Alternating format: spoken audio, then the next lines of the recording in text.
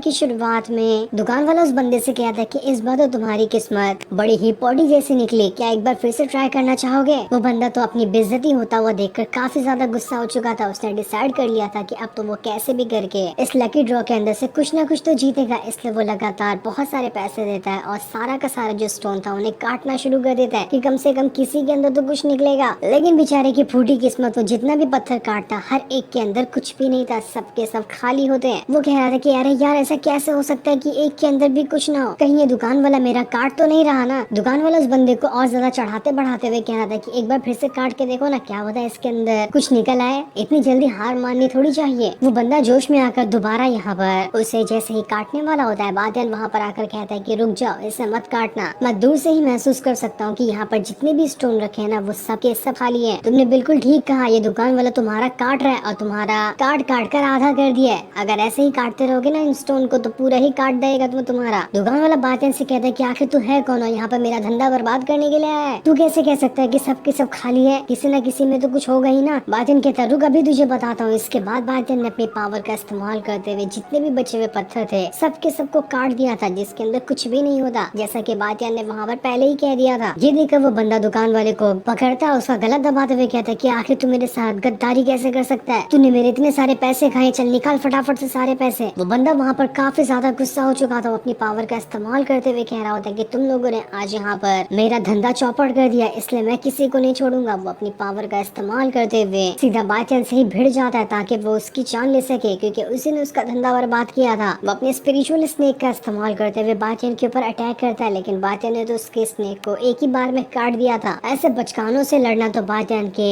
बाएं हाथ का नहीं, बाएं हाथ की छोटी उंगली का ही खेल है। तभी पीछे से वो बंदा भी आ जाता है जो कि झूठ झूठ दिखा रहा था कि मैंने यहाँ पर इन्हीं स्टोन के अंदर से ये पावरफुल स्वॉर्ड जीती है, जबकि ये भी बंदा दुकान वाले के साथ मिला हुआ था। वो भी बातियन के पास आकर उसके ऊपर अटैक करना शुरू कर देता है, लेकिन बातियन ने तो एक ही पंच पे दोनों के दोनों को उठाकर दूर फेंक दिया था। सभी की हालत खराब हो गई होती है। उन्हें अब समझ आ चुका था कि हमने बातियन से पंगा लेकर बहुत बड़ी गलती कर दी। यहाँ पर वो लड़की कह रही है कि जरा देखो तो ये हमें स्वॉर्ड जो दिखा रहा था ये भी इसी का बंदा था। क्या बड़ा ही इन लोगों ने दिमाग लगाकर यहाँ पर धंधा खोल रखा था लोगों को काटने का। वो तो अच्छा हुआ बातियन ने इनके धंधे का पर्दा फाश कर दिया, वरना तो ये लोग हमारी तरह कितनों का काट कर कितना पैसा कमा लेते। दुकान वाला तो अभी तक यहाँ पर नहीं सुधरा था, वापस से अपने पास से किसी तरह की पोटली निकालता है जिसके अंदर पॉइजनस अटैक थे। वो सीधा वो अटैक बातियन के ऊपर करने वाला था, लेकिन वो उसके ऊपर अटैक कर पाता इससे पहले वो ओल्ड मैन वहाँ पर आ जाता है, जिसने अपनी पावर का इस्तेमाल करते हुए बातियन को बचा लिया था। उसके बाद वो उस दुकान वाले का गला दबा देता है। उस दुकान वाले का तो अंचर पंचर ढीला हो चुका था। दूसरा बंदा जो पावरफुल स्वॉर्ड दिखा रहा था वो यही चीज देखकर भाग जाता है, लेकिन भागने से पहले ही ओल्ड मैन ने उसका भी गला दबा दिया था। वो दोनों हाथों में दोनों बंदे का गला दबा रहा होता है। ओल्ड मैन बातियन से पूछता है कि क्या मैं इन लोगों को यहाँ पर जोर से गला दबाकर जान ले लूं क्या इनकी, लेकिन बातियन मुझसे कहता है नहीं नहीं जाने दो बच्चे, मैंने डरा दिया तो आगे से कभी ऐसी हरकत नहीं करेंगे। इसलिए वो ओल्ड मैन उन दोनों को उड़ाकर यहाँ से बहुत दूर फेंक देता है ताकि वो दोनों को दोबारा से कभी भी ऐसा धंधा ना खोले। जिसके बाद बातियन जो है वो उस बंदे के कंधे पे दबाते हुए कहता है कि तुम्हारा थैंक यू, तुमने हमें ऑफर दिया था ना कि तुम्हारे घर पे रहने के लिए, लेकिन हमें अभी यहाँ पर ना कुछ और काम है, हम लोग यहाँ से जा रहे हैं, फ्यूचर में कभी हुआ तो हम लोग दोबारा भी मिल लेंगे। जिसके बाद बातियन लिन के साथ वहाँ से आगे बढ़ना शुरू कर देता है। आगे बढ़ते हुए उसे कुछ अजीब सा लग रहा था कि आसपास कुछ तो गड़बड़ है, लेकिन जैसे लिन उससे पूछती है बातियन कहता है कि नहीं नहीं कुछ नहीं है, चलो चलो सीधे चलते हैं। काफी लंबा सफर तय करने के बाद लिन जो होती है वो बातियन से कहती है कि बातियन हम ना आज रात यहीं पे गुजार सकते हैं, तुम्हें पता है ये जगह मैंने खुद खरीदी है ताकि यहाँ पर ना तुम आराम से रह सको, तुम्हें कोई परेशानी ना हो। बातियन उससे कहता है कि अरे वाह बढ़िया है, काफी अच्छी जगह है ये। लेकिन वहाँ पे बातियन से कहती कि बस बढ़िया ही कहोगे और कुछ नहीं, मुझे मेरा रिवॉर्ड कब मिलेगा,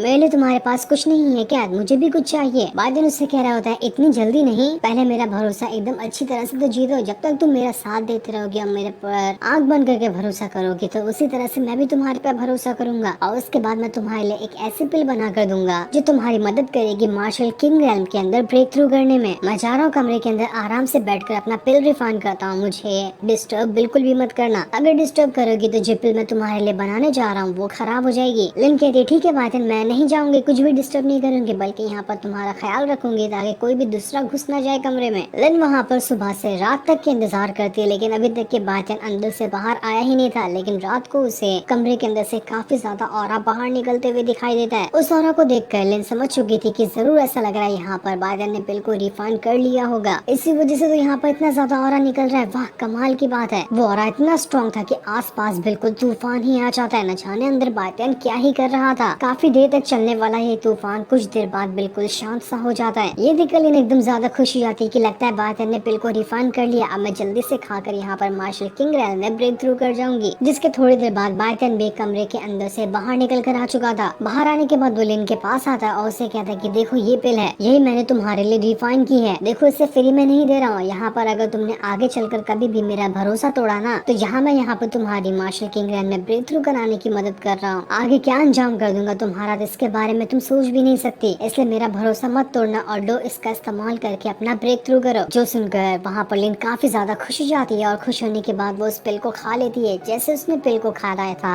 वो पिल उसकी बॉडी के अंदर से अपना असर दिखाना शुरू कर देती है। वो पिल का ऑरा यहाँ पर लिन की बॉडी में फैलना शुरू हो गया था, जो यहाँ पर उसकी मार्शल स्पिरिट को बाहर निकाल देता है। लिन की मार्शल स्पिरिट उसके पीछे आकर खड़ी हो चुकी थी, जो दोनों मिलकर यहाँ पर लिन को अपना ब्रेक थ्रू करने में मदद कर रहे होते हैं। जिसके थोड़ी देर बाद यहाँ पर ये प्रोसेस खत्म हो जाता है। बातियान उससे कहता है कि तुमने अभी यहाँ पर अपना ब्रेक थ्रू नहीं किया है, लेकिन तुमने अपनी बॉडी को इस काबिल बना लिया है कि वो ब्रेक थ्रू करने के लायक हो जाए, क्योंकि मार्शल किंग रैन को ब्रेक थ्रू करना इतना इजी नहीं होता है। इसके बाद तुम्हें प्रैक्टिस लगेगी और प्रैक्टिस के बाद तुम इसे ब्रेक थ्रू कर पाओगी। उसी के साथ साथ तुम्हें 9 यिंग बॉडी टेक्निक की भी जरूरत पड़ेगी। जब तुम उन दोनों टेक्निक का इस्तेमाल करोगे, अपनी कल्टीवेशन करोगे ना, तो थोड़े दिनों के अंदर तुम अपना मार्शल किंग रैन को ब्रेक थ्रू कर। लेकिन ये सुनकर एकदम ज्यादा हैरान रह चुकी थी कि अरे वाह, ये 9 यिंग बॉडी किस तरह की टेक्निक होती है। वो बातियान से कहती कि बातियान क्या तुम मुझे वो टेक्निक दोगे? अगर तुमने मुझे 9 यिंग बॉडी टेक्निक दे दी ना, तो मैं तुमसे वादा करती हूँ कि अपनी आखिरी सांस तक के तुम्हारा साथ दूंगी और कभी तुम्हारा भरोसा नहीं तोड़ूंगी। यहाँ तक कि तुम्हारे लिए अपनी जान भी दे सकती हूँ मैं, बस तुम यहाँ पर मेरी मदद कर दो। बातियान कहता है ठीक है, मैं यहाँ पर तुम्हारी मदद कर दूंगा, लेकिन मैंने तुमसे कहा है ना कि मेरा भरोसा कभी मत तोड़ना। भरोसा जिस दिन टूटा, मैं उसी दिन तुम्हारी जान ले लूंगा। समझ में आया ना? जान ले लूंगा, इधर उधर का कुछ काम नहीं, सीधा का सीधा जान ही लूंगा। देन वहाँ पर कहते ठीक है बातियान, मैं समझ गया, मैं तुम्हें कभी भी धोखा नहीं दूंगी। बस यहाँ पर तुम मुझे वो 9 यिंग बॉडी सिखा दो टेक्निक वाली। बातियान कहता है ठीक है, जब तुम इतना ही कह रही हो तो मैं यहाँ पर तुम्हारे पर भरोसा कर लेता और उसके बाद तुम्हें 9 यिंग बॉडी सिखा देता। जिसके बाद बातियान लेन को उसकी पावर एक्टिवेट करने कहता है और जैसे वो अपनी पावर एक्टिवेट करती है, बातियान अपनी पावर को के अंदर डालना शुरू कर देता है। 9 यिंग बॉडी बातियान के पास पहले से ही थी, तो अपने माइंड के अंदर से उस टेक्निक को